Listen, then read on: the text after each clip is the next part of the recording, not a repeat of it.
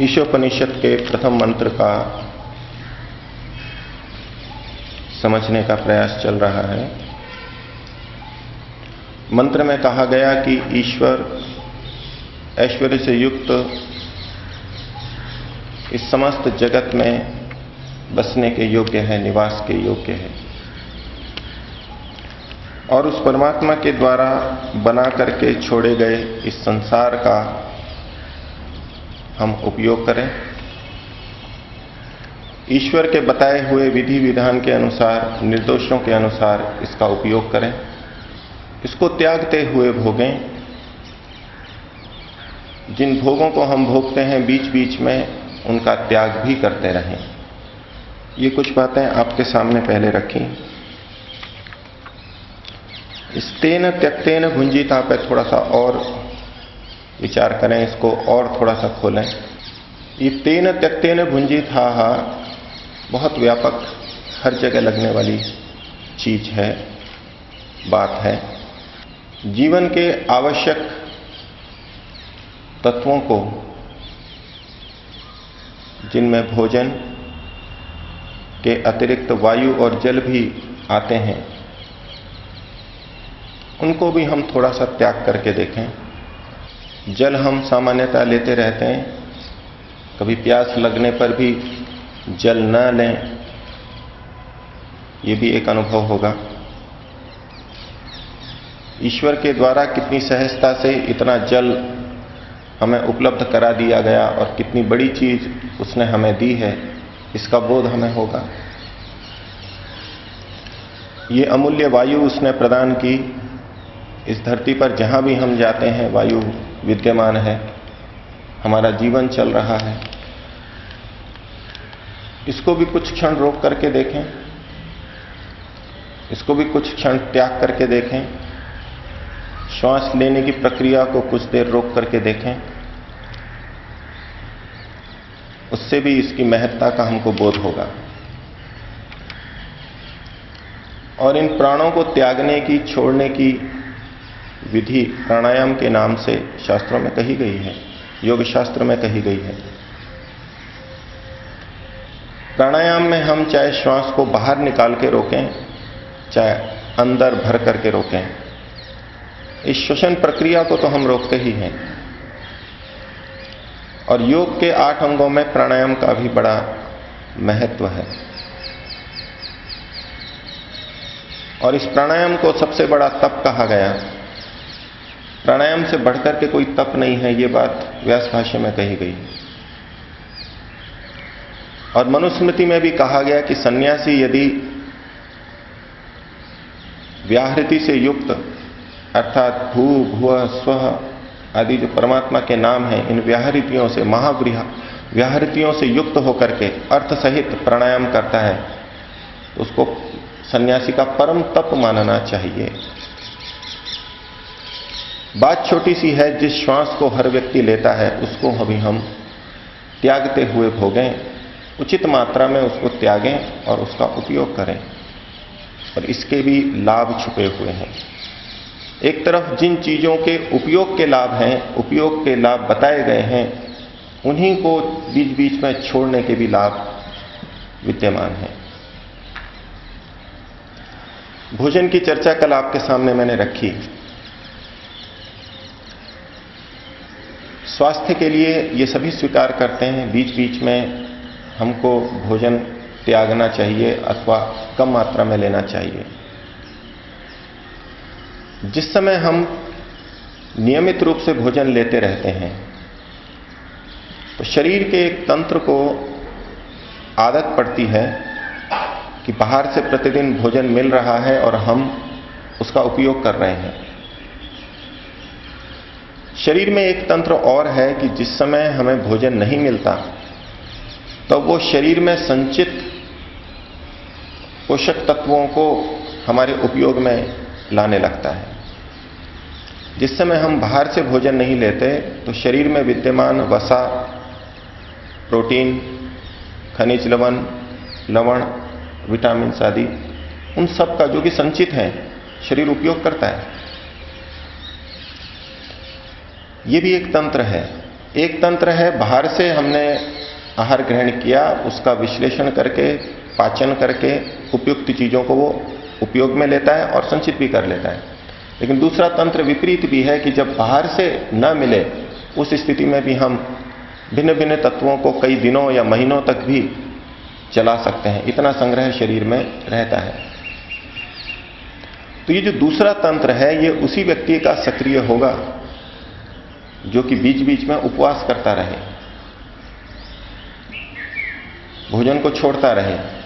अगर कोई व्यक्ति उपवास आदि या कुछ भूख को सहन नहीं करता है, भूख नहीं लगती है, तो उसको दूसरे तंत्र का उपयोग करने की आवश्यकता ही नहीं पड़ रही है। तो वो जिस चीज का हम उपयोग नहीं करते हैं, शरीर की वो चीज निष्क्रिय हो जाती है अथवा उसकी क्रियाशीलता कम हो जाती है। शरीर के इस दूसरे तंत्र को चालू रखने के लिए हमें वो अवसर उनको देने होते हैं, विपरीत स्थितियां देनी होती हैं, इसलिए वो तंत्र चालू रहता है। तो ये सारा का सारा हमें त्यागते हुए भोगना है। इसमें प्राणायाम का भी अपने आप में बड़ा महत्वपूर्ण भाग है और इसको हम व्याख्यायित करें न जाने कितनी जगह पे हम लगा सकते हैं इसको। एक व्यक्ति मिले, वो चिकित्सा स्वास्थ्य से संबंधित थे। तो आजकल एक प्रक्रिया चल रही है कि लोग बाग आध्यात्मिक अर्थों को समझने की बजाय शारीरिक स्वास्थ्य से संबंधित बातों को अधिक ग्रहण करते हैं और उसकी व्याख्या भी उसी तरह करते हैं। वो कहते हैं कि इसका कोई व्यवहारिक चीज बताइए, व्यवहारिक चीज निकल के आनी चाहिए। उनकी दृष्टि में तो जो आध्यात्मिक बातें हैं वो कुछ अव्यवहारिक हैं। वो इस लोक और सृष्टि को ध्यान में रख करके ही व्यवहारिक बातें पूछना, कहना चाहते हैं। कहने लगे कि मैं इस प्रयास में लगा हूं कि वेद के जो मंत्र हैं उनके व्यवहारिक अर्थ किए जाएं। तो चिकित्सा से संबंधित थे, तो उन्होंने कहा कि देखो, मैंने उदाहरण पूछा कि जैसे आप क्या कर रहे हैं, तो उन्होंने एक उदाहरण मेरे को बताया, तेन त्यक्तेन भुंजी था। प्रातःकाल उठें तो मलमूत्र त्याग करके भोजन करें, त्यक्तेन भुंजी था। आजकल जो प्रचलन में आ गया, उठते ही बिस्तर पे चाय कॉफी लेंगे, अथवा मल की शुद्धि नहीं हुई है तो भी प्रातराश ले लेंगे, भोजन ले लेंगे। तो उन्होंने कहा कि ये बात वेद के अंदर कही गई है। ठीक है, बात गलत नहीं है, निकाली जा सकती है। तो मल त्याग करके हमारे को ये चीजें ग्रहण करनी है, भोजन ग्रहण करना है। इसी तरह से एक साधु संत की कहानी आती है। एक माता जी उनसे उपदेश लेने गई। उन्होंने कहा, मैं तुमको बाद में शिक्षा दूंगा। तो उनके घर पे पहुंचे भिक्षा लेने के लिए और कहा भिक्षा दीजिए। माता ने बड़े चाव से खीर बनाई थी। उस कमंडलू को जब संत ने आगे किया तो माता चौंक गई, बोले कि ये क्या कर रखा है, किस कमंडलू को लेके आए हो? क्या इसमें मैं अपनी खीर डालूंगी जिसमें कि गोबर या मिट्टी डली हुई है? तो संत ने यही प्रदर्शित करके एक उपदेश दिया कि पहले अपने इस कचरे को खाली करो, मन में जो विपरीत बातें भरी हुई हैं उनको पहले खाली करो, फिर इसमें खीर या रोटी या सब्जी ऐसी अच्छी चीजें, खाद्य पदार्थ इसमें रखे जा सकते हैं। पहले हमारे को अपने विकारों को हटाने का प्रयास करना होगा, तब अच्छे गुण वहां पर स्थान ग्रहण करेंगे। महर्षि दयानंद की घटना,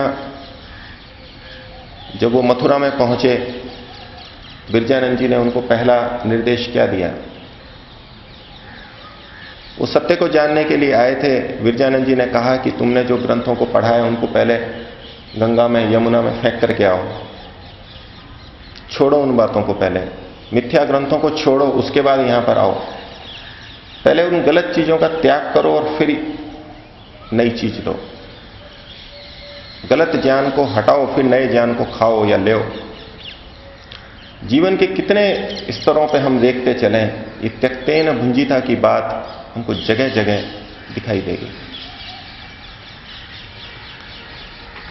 इस पंक्ति से एक तात्पर्य और हम निकाल सकते हैं, एक दूसरे प्रसंग की बात है। ये सारा संसार ईश्वर ने बनाया, हम सभी आस्तिक मानते हैं। वेद और ऋषियों के अनुकूल ये बात सत्य है। ईश्वर इस सृष्टि को चला रहा है, इसे भी हम सब स्वीकार करते हैं। लेकिन ईश्वर इस सृष्टि को किस तरह से चला रहा है, इस पर एक प्रश्न विचारकों के मन में आता है। जो हमेशा ईश्वर और ईश्वर के कृत्यों की चर्चा करते रहते हैं, उनको छोटी छोटी बातें भी उठती हैं, प्रश्न आते हैं। रोजड़ में एक बार ये प्रश्न उठा और चर्चा का विषय भी बना। ईश्वर सर्वशक्तिमान है, वो सब कुछ कर सकता है, इस सृष्टि को वो चला रहा है। ये जो पृथ्वी घूम रही है, इतने लोक लोकांतर जिनकी कि हम संख्या भी नहीं कर सकते, वो घूम रहे हैं, इनको कौन घुमा रहा है? सभी उत्तर देंगे जो आस्तिक हैं, वैदिक धर्मी हैं, कि ईश्वर इन सबको घुमा रहा है। तो प्रश्न ये है कि क्या ईश्वर इनको हर समय घुमा रहा है? जितनी भी इनकी एक रत्ती भर भी गति हो रही है या मीलों की गति हो रही है, ईश्वर सतत उसको घुमा रहा है। जैसे कि एक बच्चा एक खिलौने को चलाने लगे, एक रेलगाड़ी पहिए वाली है, उसको हाथ से धक्का देके चलाए और वो चलती जाए। एक तो ये तरीका है। और ये लोक लोकांतर ही असंख्य हैं, और परमाणुओं पे आ जाएं तो हमारी कल्पना से ही बाहर की बात है। लोक लोकांतर भी कल्पना से बाहर की बात है। इस पृथ्वी पर कितने परमाणु हैं और उनमें कितने इलेक्ट्रॉन घूम रहे हैं। एक एक परमाणु में कई कई इलेक्ट्रॉन घूम रहे हैं, और कितने परमाणु हैं हम कल्पना भी नहीं कर सकते। वो जो परमाणु सतत घूम रहे हैं अंदर, इलेक्ट्रॉन जो घूम रहे हैं, क्या परमात्मा हर इलेक्ट्रॉन को घुमा रहा है हर समय? अथवा उसने इनको ऐसा बना करके छोड़ दिया है कि अब ये घूम रहे हैं? ईश्वर ने ऐसी चाबी भरी, इस तरह से इनको व्यवस्थित करके बना दिया कि ये अब घूम रहे हैं। ये वाक्य तो दोनों स्थितियों में सत्य है कि ईश्वर इनको चला रहा है। जैसे कि बच्चा अपने हाथ से ही उस रेल को या जीप को या कार को चला रहा है, सतत धक्का दे रहा है लगातार, तब भी हम कहेंगे कि बच्चा इस कार को चला रहा है। और यदि चाबी वाली कार हो, रेलगाड़ी हो, जिसमें उसने चाबी भर दी और रख करके छोड़ दिया, अब भी वो कार चल रही है, तब भी हम कह सकते हैं कि बच्चा इस कार को चला रहा है। कौन चला रहा है कार को? बच्चा चला रहा है। लेकिन वो सतत नहीं चला रहा, उसने ऐसी व्यवस्था देख ली, समझ ली और उसमें चाबी भर के छोड़ दिया, और अब वो जीप या कार, रेलगाड़ी अपने आप चल रही है। बच्चा दूर बैठा हुआ है। बच्चे की शक्ति अब सतत चलाने में नहीं लग रही है। एक बार उसने प्रेरित कर दिया, ऐसी व्यवस्था कर दी कि वो चल रही है। तो ईश्वर के द्वारा ये सृष्टि चलाई जा रही है, ये तो सभी स्वीकार कर रहे हैं। लेकिन किस रूप में चलाई जा रही है? वो ईश्वर क्या सतत एक एक परमाणु को और एक एक लोक को लगातार चला रहा है, अथवा कि उसने ऐसी व्यवस्था कर दी है और ये अपने आप चल रहे हैं? तो यहां यदि इससे हम तात्पर्य निकालें, तेन त्यक्तेन, उस ईश्वर के द्वारा ये छोड़ दिया गया है, उस संसार को हम भोगें तो ये छोड़ दिया गया है ईश्वर के द्वारा। जैसे बच्चे ने चाबी भर करके खिलौने को छोड़ दिया और वो चल रहा है, ऐसे ये ईश्वर के द्वारा बना करके छोड़ दिया गया। ईश्वर ने व्यवस्था दे दी कि पेड़ में जमीन से पानी आएगा, पोषक तत्व ऊपर आएंगे, व्यवस्था बना के छोड़ दी। बनाने वाला ईश्वर ही है, व्यवस्था करने वाला ईश्वर ही है। लेकिन क्या हम ये माने कि हर पानी के बूंद को, हर कण को, परमाणु को ईश्वर ही नीचे से उठा करके ऊपर ले जा रहा है? हमारे शरीर में रक्त बह रहा है सतत, खरबों रक्त के कण हैं। उस खून को क्या ईश्वर हर क्षण बहा रहा है, अथवा उसने हृदय आदि व्यवस्था बना के दे दी और हृदय धड़क रहा है और खून बह रहा है? तो यदि हम इससे तेन त्यक्तेन से तात्पर्य लें कि ईश्वर ने इसको बना करके छोड़ दिया है, अब इसको पकड़े हुए नहीं है। हाँ, जहां आवश्यकता पड़ेगी वहां उसको फिर पकड़ लेगा, फिर चला देगा, लेकिन उसने चला करके व्यवस्था छोड़ दी है। जब एक सामान्य व्यक्ति भी इस प्रकृति का उपयोग कर सकता है चला करके, कंप्यूटर बना दिए, रोबोट बना दिए जो कि अपने आप चलते रहते हैं, एक बार निर्देश किया अपने आप कार्य करते रहेंगी मशीनें, स्वचालित मशीनें हैं। जब मनुष्य भी इस प्रकृति का ऐसा उपयोग कर सकता है, उसको मशीन को सतत हाथ से नहीं चलाना होता, अपने आप चलती रहती है, तो क्या ईश्वर ऐसा नहीं कर सकता? फिर भी यह विचारणीय बिंदु है, आपके सामने रखा। मंत्र का अंतिम अंश है मां गृधः कस्य स्विद्धनम। मां का मतलब है निषेध, मत करो। क्या नहीं करो? गृधः, गर्धा मत करो, लोभ मत करो। मां गृधः, लोभ मत करो। इस मंत्र में एक ही चीज का निषेध किया जा रहा है, मां गृधः, लोभ मत करो। कस्य स्विद्धनम, किसी के भी धन का, किसी के भी धन का लोभ मत करो।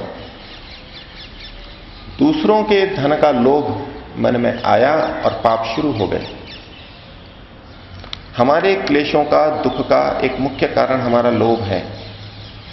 तो यहां निर्देश दिया गया कि मां गृधः कस्य स्विद्धनम, किसी के भी दूसरे के धन की इच्छा मत कर, आकांक्षा मत कर, अपने कमाए हुए धन से उपयोग कर।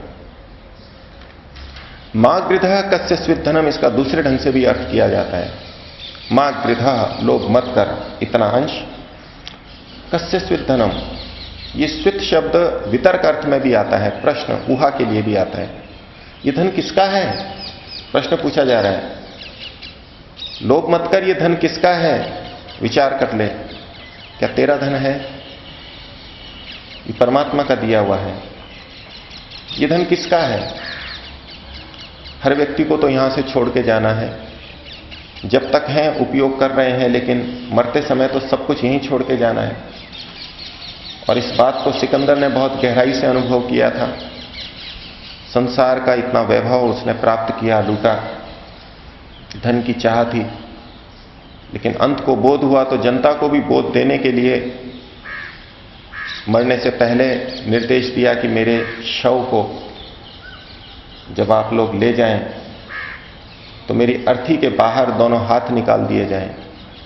बड़ी मार्मिक बात कह गया, शिक्षा दे गया। और हाथों को खुला रखा जाए।